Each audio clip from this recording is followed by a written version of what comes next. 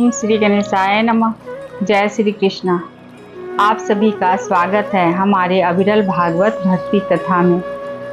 आज हम पढ़ेंगे श्रीमद् भागवत महापुराण के चतुर्थ स्कंद के 8वें अध्याय के भावार्थों को, जिसमें पृथ्वी दोहन के बारे में बताया गया है। श्री मैत्रेय जी कहते हैं, विदुर जी, इस समय महाराज पृथु के होठ क्रोध से कांप रहे थे।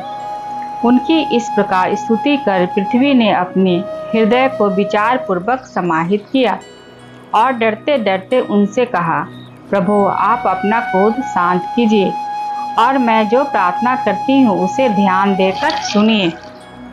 बुद्धिमान पुरुष भ्रमर के समान सभी जगह से सार ग्रहण कर लेते हैं। तत्वदर्शी मुनियों ने इस लोक और परलोक में मुनियों का कल्याण करने के लिए कृषि, अग्निहोत्र आदि बहुत से उपाय निकाले और काम में लिए हैं। उन प्राचीन ऋषियों के बताए हुए उपायों का इस समय भी जो पुरुष श्रद्धापूर्वक भली भांति आचरण करता है वह सुगमता से अभिष्ट फल प्राप्त कर लेता है, परंतु जो अज्ञानी पुरुष उनका अनादर करके अपने मन कल्पित उपायों का आश्रय लेता है, उसके सभी उपाय और प्रयत्न बार बार निष्फल होते रहते हैं। राजन, पूर्व काल में ब्रह्मा जी ने जिन धान्य आदि को उत्पन्न किया था, मैंने देखा कि यम नियमादि व्रतों का पालन न करने वाले दुराचारी लोग ही उन्हें खाए जा रहे हैं। लोक रक्षक आप राजा लोगों ने मेरा पालन और आदर करना छोड़ दिया, इसलिए सब लोग चोरों के समान हो गए हैं। इसी से यज्ञ के लिए औषधियों को मैंने अपने में छिपा लिया। अब अधिक समय हो जाने से अवश्य ही वे धान्य मेरे उदर में जीर्ण हो गए हैं। आप उन्हें पूर्वाचार्यों के बतलाए हुए उपायों से निकाल लीजिए। लोकपालक वीर, यदि आपको समस्त प्राणियों की अभिष्ट एवं बल की बुद्धि करने वाले उनकी आवश्यकता है तो आप मेरे योग्य बछड़ा, दोहन पात्र और दूहने वाले की व्यवस्था कीजिए। मैं उस बछड़े के स्नेह से पिन्हाकर दूध के रूप में आपको सभी अभिष्ट वस्तुएं दे दूंगी। राजन, एक बात और है, आपको मुझे समतल करना होगा, जिससे कि वर्षा ऋतु बीत जाने पर भी मेरे ऊपर इंद्र का बरसाया हुआ जल सर्वत्र बना रहे, मेरे भीतर की आर्द्रता सूखने न पावे। यह आपके लिए बहुत मंगल कारक होगा। पृथ्वी के कहे हुए प्रिय और हितकारी वचन स्वीकार कर महाराज पृथु ने स्वयंभू मनु को बछड़ा बना अपने हाथ में ही समस्त धान्यों को दूह लिया।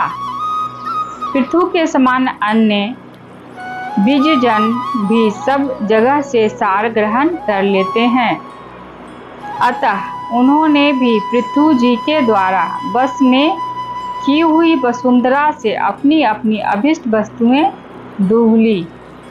ऋषियों ने बृहस्पति जी को बछड़ा बनाकर इंद्रिय, वाणी, मन और स्रोत रूप पात्र में पृथ्वी देवी से वेद रूप पवित्र दूध दूहा। देवताओं ने इंद्र को बछड़े के रूप में कल्पना कर सुवर्णमय पात्र में अमृत, वीर्य, ओज और शारीरिक बल रूप दूध दूहा। दैत्य और दानवों ने असुर श्रेष्ठ प्रहलाद जी को वत्स बनाकर लोहे के पात्र में मदिरा और आसव रूप दूध दूहा।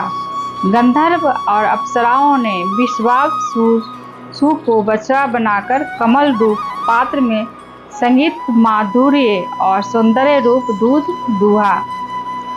श्राद्ध के अधिष्ठाता महाभाग कृतिगण ने अयमा नाम के त्रिश्वर को वत्स बनाया तथा मिट्टी के कच्चे पात्र में श्रद्धा पूर्वक कव्य पितरों को अर्पित किया जाने वाला अन्न रूप दूध दूहा।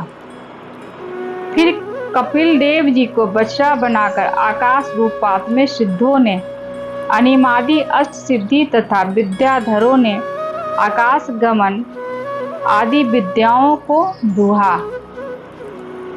किम पुरुष आदि अन्य मायावियों ने मैं दानव को बछड़ा बनाया तथा अंतर्ध्यान होना, विचित्र रूप धारण कर लेना आदि कल्पमयी मायाओं को दुग्ध रूप से दूहा। इसी प्रकार यज्ञ राक्षस तथा भूत पिशाच आदि मांसाहारियों ने भूतनाथ रुद्र को बछड़ा बनाकर कपाल रूप पात्र में रुधिरा स्वरूप दूध दूहा। बिना फन वाले सांप, नाग और बिच्छू आदि विषैले जंतुओं ने तक्षक को बछड़ा बनाकर मुख रूप पात्र में विष रूप दूध दूहा। पशुओं ने भगवान रुद्र के वाहन बैल को वत्स बनाकर वन रूप पात्र में तृण रूप दूध दूहा। बड़ी बड़ी दाढ़ों वाले मांस भक्षी जीवों ने सिंह रूप बछड़े के समान बच्चे के द्वारा अपने शरीर रूप पात्र में कच्चा मांस स्वरूप दूध दुहा तथा गरुड़ जी को वत्स बनाकर पक्षियों ने कीट पतंग आदि चर और फलादि अचर पदार्थों को दुग्ध रूप से दुहा। वृक्षों ने वट को वत्स बनाकर अनेक प्रकार का रस रूप दूध दुहा और पार्वती जी ने हिमालय रूप बछड़े के द्वारा अपने शिखा रूप पात्रों में अनेक प्रकार की धातुओं को दुहा। पृथ्वी तो सभी अभिष्ट वस्तुओं को देने वाली है और इस प्रकार वह पृथ्वी जी के अधीन थी।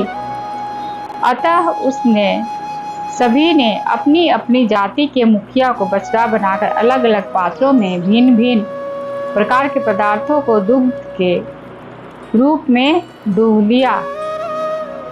कुरुश्रेष्ठ विदुर जी इस प्रकार पृथु और सभी अन्य भोजियों ने भिन्न भिन्न दोहन पात्र और बत्सों के द्वारा अपने अपने विभिन्न अन्न रूप दूध पृथ्वी से दूहे। इससे महाराज पृथु ऐसे प्रसन्न हुए कि सर्व काम दुहा पृथ्वी के प्रति उनका पुत्री के समान स्नेह हो गया और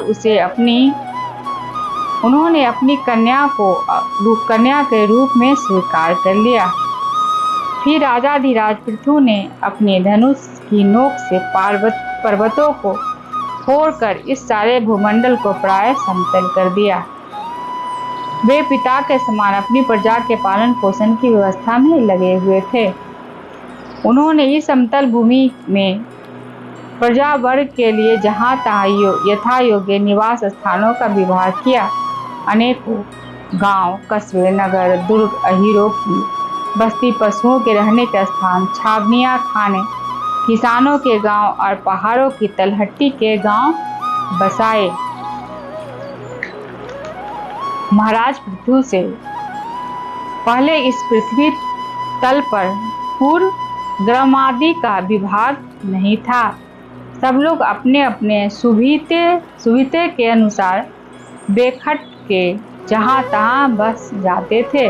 आज मैं श्रीमद् भागवत महापुराण के चतुर्थ स्कंद के 8वें अध्याय के भावार्थों को पढ़ी हूँ। यदि मेरे से कोई त्रुटि हुई होगी तो मुझे क्षमा करेंगे। जय श्री कृष्ण।